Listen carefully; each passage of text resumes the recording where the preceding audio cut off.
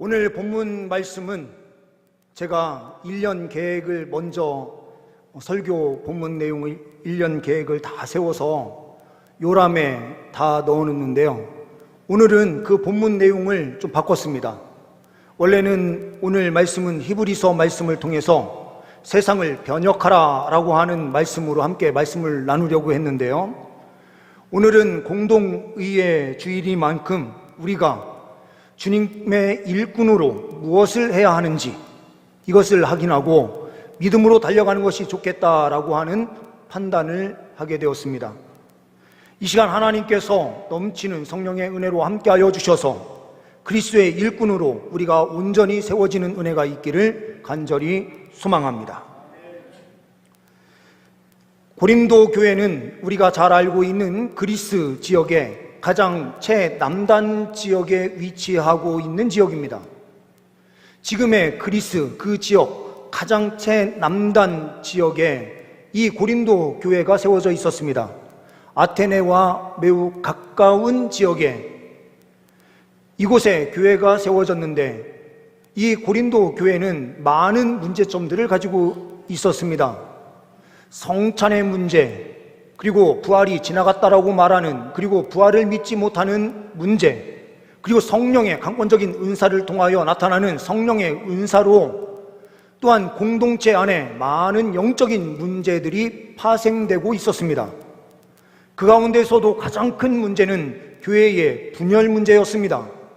나는 개바파다, 나는 바울파다, 나는 그리스도파다, 나는 그리스도파다라고 이야기하면서 그 파가 여러 갈래로 갈라지면서 분열 양상이 펼쳐지고 있었습니다.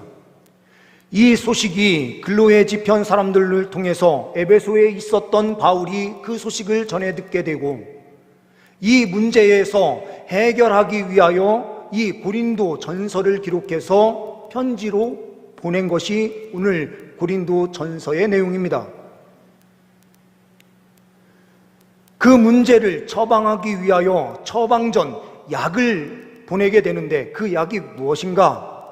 이렇게 하면은 모든 문제가 해결된다 라고 하는데 그 핵심에는 우리가 작년에 표어로 삼고 있었던 복음으로 답하는 교회라고 하는 그 표어의 핵심 성경 구절로 우리가 함께 보았던 고린도전서 1장 18절의 말씀, 십자가의 도가 멸망하는 자들에게는 미련한 것이요 구원을 받는 우리에게는 하나님의 능력이라 라고 하는 말씀을 핵심으로 주고 있는 것입니다. 고린도의 모든 문제가 어디에서 또 시작되는가? 예수 그리스도의 십자가가 그 공동체 안에 없었기 때문인 거예요. 다 예수를 믿는다 말하면서도 예수 그리스도 십자가 그 은혜 가운데 거하지 못하니 분열의 문제, 그리고 성찬의 문제, 그 안에 여러 가지 문제들이 계속해서 파생되어 들어오는 거예요. 이러한 가운데에서도 주님의 일꾼들이 어떠한 일을 행하여야 하는가? 이 부분에 대하여 바울 사도는 오늘 말씀에 기록하고 있는 것입니다. 우리가 본문 말씀을 통하여 보는 첫 번째, 그리스도의 일꾼은 맡은 일에 충성하는 일꾼이다라는 사실을 보게 됩니다. 2절 말씀을 보게 되면 그리고 맡은 자들에게 구할 것은 충성이니라. 충성, 이것은 무엇입니까? 충성이라고 하는 헬라어 단어를 찾아서 들어가게 되면은 그 의미는 이렇습니다. 믿을만하다, 신실하다라는 의미를 가지고 있어요. 충성한다라고 하는 것은 하나님께 우리의 마음이 항상 신실해서요, 변함없이 어떠한 환경 속에서도 주님 앞에 충성하며 헌신하는 자리에 항상 서 있다라는 의미죠. 동시에 하나님께서 우리를 보실 때에도 믿을 만한 하나님의 자녀다라고 칭해 주실 사람들이 바로 이러한 충성하는 자다라는 겁니다.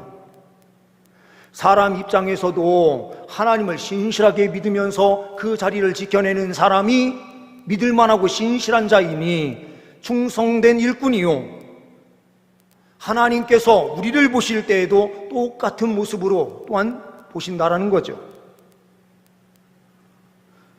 서양 역사에서 큰 역할을 했었던 한 사람이 알렉산더라고 하는 왕이 있습니다. 마케도냐 지역에 왕으로 있었던 그가 대제국을 이루게 되는데요, 그 대제국을 이루는 헬라 문명을 만들어내는 그 핵심에 이 알렉산더의 삶은 항상 평탄한 삶만 있었던 것이 아닙니다.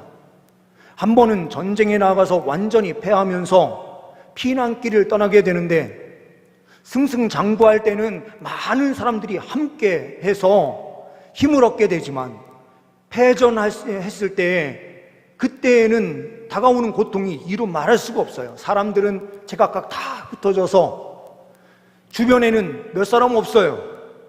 피난길을 떠나는데 많은 병사가 다 흩어졌습니다. 한 병사에게 말 한 마리를 주면서 그 위에 무거운 짐 하나를 턱하니 올려주면서 이 짐을 내 옆에서 항상 따라오면서 끝까지 따라와라 라고 하는 임무를 줘요. 그런데 한참 가다가 이 말이 죽어버렸어요. 그러니 그 무거운 짐 어떻게 합니까? 자기가 짊어지고요 가야 되는데 너무 무거운 거예요. 그런데 대왕의 명령이니 어떻게 합니까? 다른 사람들은 다 탈영하고 도망가고 제각각 자기가 하고 싶은 대로 하는 그런 삶으로 나아갈 수 있었지만, 이 사람은요 사명이 있으니 다른 곳으로 갈 수가 없어요. 그리고 그 무거운 짐 최선을 다해서요, 어느 때는 버리고 싶은데 끝까지 짊어지고요 알렉산더 대왕을 따라가요. 그 안에는 뭔지는 모르는데 무겁다라는 것밖에 생각을 할 수밖에 없어요. 그냥 무거워요. 그런데 이 알렉산더 대왕이 그 어려운 시기를 잘 극복하고요 다시 제국을 이루면서 모든 것을 회복하는 때였어요. 그때에 이 병사에게 알렉산더 대왕은 이렇게 이야기를 해요. 네가 짊어지고 다니는 그것이 무엇인지 아냐? 모르겠습니다. 그냥 주신 대로 저는 이렇게 메고 다녔을 뿐입니다. 그거 네가 다 가져라. 이 사람이 그 이야기를 듣고 그 꽉꽉 메어 있는, 가득 채워져 있는 그것을 딱 뜯었을 때에 그 안에 들여다보니 그것이 다 금이었습니다.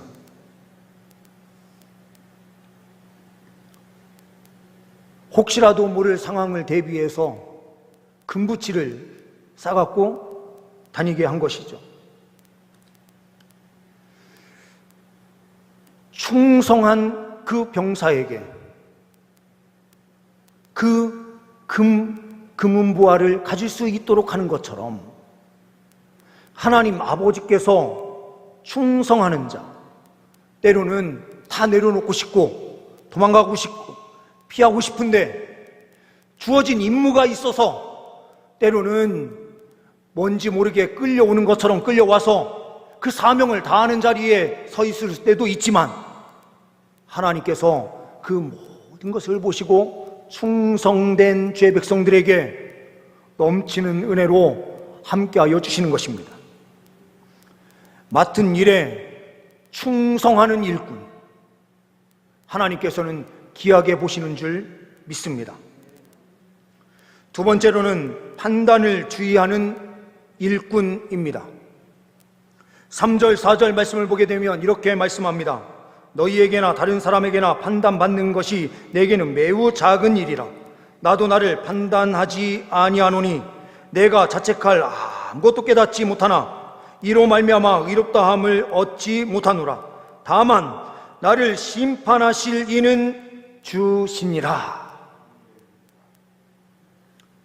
많은 사람들이 왜 봉사의 자리로 중직자가 되라라고 이야기를 해도 왜 중직자가 되는 일을 거부합니까?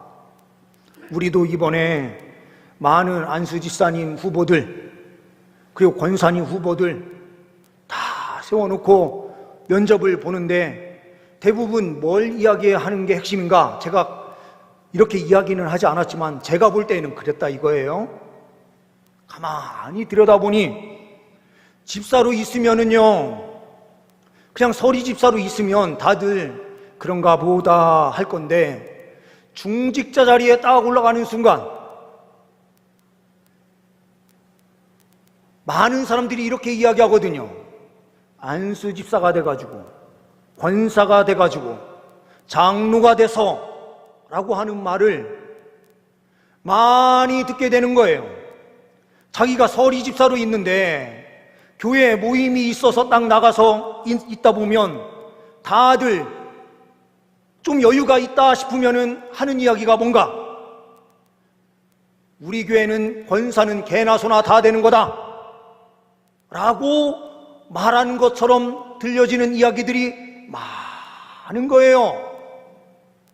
이거는 우리 교회뿐만 아니라 다른 교회들 안에서도 다 똑같은 문제로 드러나요. 그러니 나는 중직자가 되기 싫습니다. 나는 그냥 편하게 사람들 눈치 보지 않고 판단받지 않고 편하게 신앙생활 하겠습니다 라는 게 요지예요. 가만히 보면요.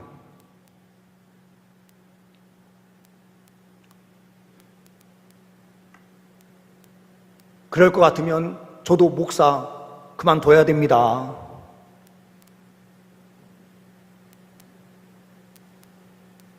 저도 부족하고 연약해서 실수를 얼마나 많이 하는지 몰라요. 바울 사도도 오늘 내가 자책할 아무것도 깨닫지 못하나 이로 말미암아 이렇게 표현하는 것은 자기가 흠 없는 사람이다라고 이야기하는 뜻이 아니에요. 흠 있고요, 실수 많지만 하나님께서 주신 그 사명, 그 붙잡고요, 그 사명을 감당하는 데 있어서 거리낌이 없는 삶을 살겠다라고 결단하는 거예요. 제가요, 만약 하나님 말씀을 전하는데요, 본문에서 이야기하지도 않는 이야기를 막 이야기하면서 말을 아주 기가 막히게 해서 모든 분들이 다 은혜 받았어요. 나가는데 목사님 은혜 많이 받았습니다 하더라도요, 제가 잘 알거든요. 본문 말씀을 왜곡해가지고 말씀을 잘 전했다 그러면 제가 마음에 찔려서요, 그 이야기를 아무리 칭찬의 이야기를 들어도 마음에 거리낌이 생겨요. 그런데 하나님 말씀 그대로 선포해서 하나님 앞에 양심상 거리낌이 없다면 저는요, 그 자리가 가장 행복한 자리가 되는 거예요. 바울 사도도요, 말씀을 기록하면서 보내면서 때로는 책망하고 그들을 변화시키기 위해서 수많은 말들을 하지만 자기가 하나님 앞에 양심상 거리낌이 없다라고 하는 것은 목사로서의 책임을 감당하는 것처럼 사도로서 그 역할을 감당하기 위하여 최선으로 다가가고 있다, 이거를 이야기하는 거예요. 나는 아무런 잘못이 없다라고 말하는 게 아니에요. 바울 사도는요, 15장에서 말씀을 보게 되면 자기는 사도 중에 지극히 작은 자고, 디모데 전서의 말씀을 보게 되면, 전서와 후서의 말씀을 보게 되면 나는 핍박자고요, 괴수 중에 괴수다, 죄인 중에 죄인이며 괴수 중에 괴수다라고 이야기를 해요. 자기가 부족함을 느끼지 못한 것이 아니라 부족하지만 하나님 앞에서 최선을 다해서 그 사역을 감당하는 자리에 서 있는 것으로 거리낌이 없다라는 겁니다. 우리가 완벽해서 그 자리에 서 있는 사람 없어요.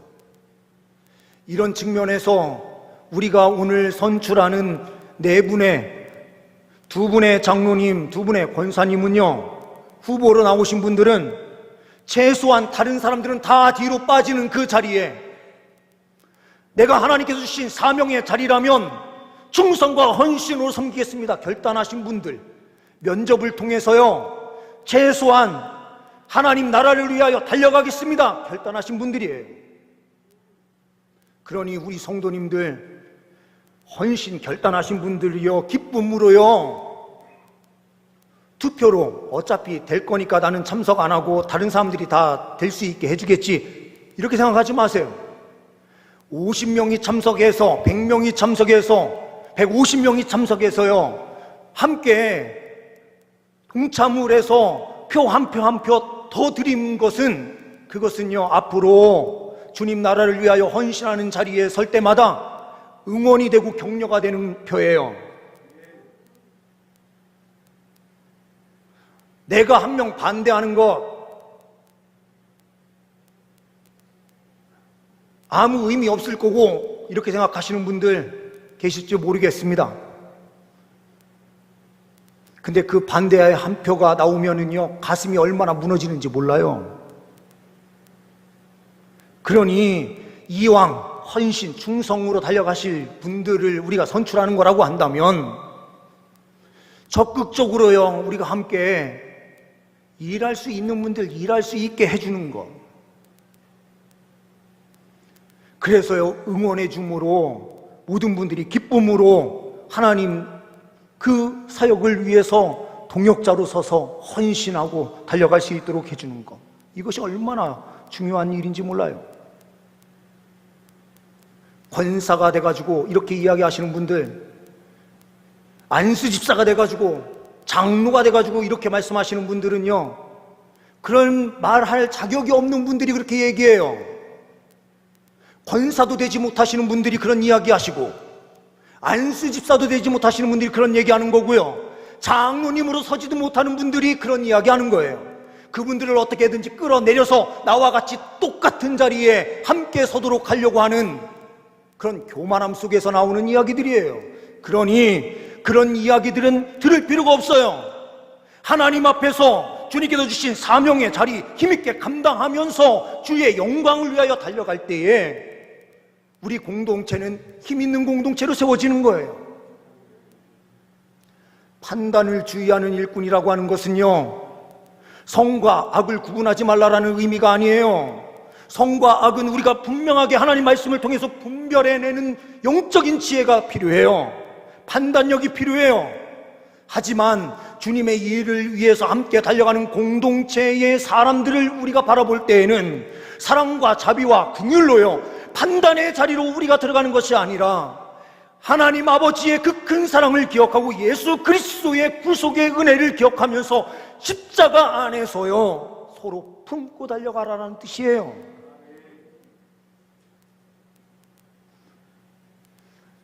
우리를 심판하실 주님이요 정확하게 보세요. 제가 가짜로 목사 같은 삶을 살면서 이 자리에서 말씀을 선포하면 하나님께서요 마지막 심판날에 저를 분명하게 심판하세요. 나 자신이 하나님 앞에 어떻게 서 있느냐가 중요한 것이지 다른 사람이 어떤 모양으로 서 있느냐 이거를 자꾸 판단할 필요가 없어요. 우리는요 나도 죄인이고 옆에 있는 사람도 죄인이니 서로 가슴에 품고 함께 달려가야 된다라고 하는 넓은 마음, 용서와 자비의 마음이 필요한 거예요. 세 번째로 하나님의 칭찬만 생각하는 일꾼입니다. 5절 말씀을 보게 되면 그러므로 때가 이르기 전 곧 주께서 오시기까지 아무것도 판단하지 말라. 그가 어둠에 감추인 것들을 드러내고 마음의 뜻을 나타내시리니 그때에 각 사람에게 하나님으로부터 칭찬이 있으리라. 각 사람에게요. 각 사람, 각자에게요 하나님께서 다 보시고 계신다. 그러니 우리가 하나님 앞에서 하나님만 바라보고 하나님의 칭찬만 바라보면서 달려가면 된다. 옆에서 뭐라고 하든 이거는 독불장군으로 살라는 의미가 절대로 아니잖아요. 하나님께서 베푸실 그 칭찬만 바라보면서 달려가는 삶. 교회의 일꾼들은 크게 두 부류로 나눠져요. 한 부류는요, 조그마한 일이라도 해놓고 칭찬받기를 원해요. 담임 목사가 칭찬해 주기를 바래요. 주변에 있는 사람들이 나를 알아주기를 원해요. 그런데 어떤 한 부류는요, 담임 목사가 알아주든 알아주지 않든, 사람들이 알아주든 알아주지 않든 전혀 관계없이 사명의 자리를 끝까지 지켜내는 분들이 있어요. 그분들은 사람 보지 않고 하나님 바라보면서, 하나님께서 칭찬하실 그날을 바라보면서 달려가는 믿음인 거예요. 올림픽에서 금메달을 주는데요, 이 금메달의 가격이 하나 얼마 정도 할까요? 제가 찾아보니까요, 이게 국제 규정으로 되어 있는 부분이 있더라고요. 금메달에는 금이 얼마나 들어가야 되느냐? 6.5g 이상이 무조건 들어가게 되어 있대요. 메달의 무게가 뭐 얼마만큼 나가든 그 안에요, 금이 몇 프로요? 6.5g. 이거를 지난 금요일 시세로 계산을 해보면은요, 다음에서 검색하시면 나오세요. 3.75g. 이게요, 38만 6,015원? 뭐 이렇게 이 정도 되는 것 같아요. 정확하게는 모르겠고요. 이거는 제가 뭔가 잘못 기록을 해놨는데요. 38만 6,115원 49전? 이렇게 되는 것 같습니다. 그러면요, 6.5g 정도 되면 얼마냐? 67만 원 정도 됩니다. 두 돈이 좀 안 되니까요. 그런데 올림픽에 나가서요, 4년 동안 고생하고요. 4년만 고생한 게 아니고요, 그 국가대표로 되기 위해서는요, 몇십 년을 고생하면서 그 자리에 올라가야 되는 것 아닙니까? 그런데 고생한 그 금메달이 얼마라고요? 67만 원짜리래요. 금값 떨어지면 진짜 형편없어요. 50만 원도 되지 않을 때가 있는 거예요. 그런데요, 그거를 돈으로 환산할 수 있습니까? 없어요. 그 금메달 따는 것으로 다가오는 그것은요, 엄청난 영광이 있어요. 그런데 사람이 주는 그 금메달보다 하나님 아버지께서 주시는 그 칭찬이요, 얼마나 큰 영광이 있는지 몰라요. 하나님께서 주실 그 은혜를 바라보면서요, 하나님만 바라보고 충성과 헌신으로 달려가는 자. 하나님께서 마지막 날에요, 각 사람에게 하나님으로부터 칭찬이 있으리라 라고 하는 말씀이 있는데요, 이 말씀의 그 은혜대로 하나님께서는 주의 백성들에게 상급으로 갚아주시는 은혜 반드시 주십니다. 혹시라도 사양을 했어요. 중직자 되는 거 사양을 했어요. 이 시간 회개가 나오신다면 다음 기회에 반드시요, 사모함으로 그 직분을 받으십시오. 그리고 직분 받는 사람들에게 대하여서 우리가요, 개나 소나 받는 거다라고 하는 말을 지나가는 소리라도 하게 되면은요, 하나님을 얼마나 욕되게 만드는 건지 몰라요. 그 직분은 사람이 주는 것처럼 보여도 사람이 주는 게 아니에요. 하나님 아버지께서 주시는 거예요. 그리스도의 영광으로 함께 해주시는 거예요. 권사가 돼가지고 이런 말도 함부로 하지 마십시오. 권사가 되신 것만으로도요, 주의 나라를 위해서 얼마나 큰 충성을 한 건지 몰라요. 그 자리에 서서요, 직분을 받고 헌신하면서요, 욕을 얻어먹어도 그 자리를 지켜내는 믿음이 얼마나 큰 것인지 몰라요.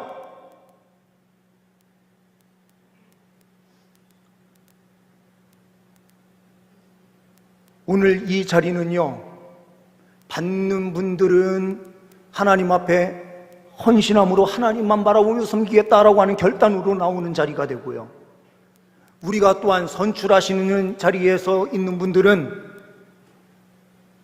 하나님께서 주신 직분을 내가 잘 감당했는가, 이 모습을 보면서 나도 부족한데 다른 사람들은 오죽하겠어 하는 마음으로요, 사랑과 자비로 선출해 주시고요, 그리고 이 자리에 오고 싶어도 오지 못하는 연약한 분들이 계신다면 앞으로 기회가 충분히 더 있으니요, 헌신하셔서 다음에는 반드시 다 중직자가 되시는 주의 백성들 되시길 소망합니다.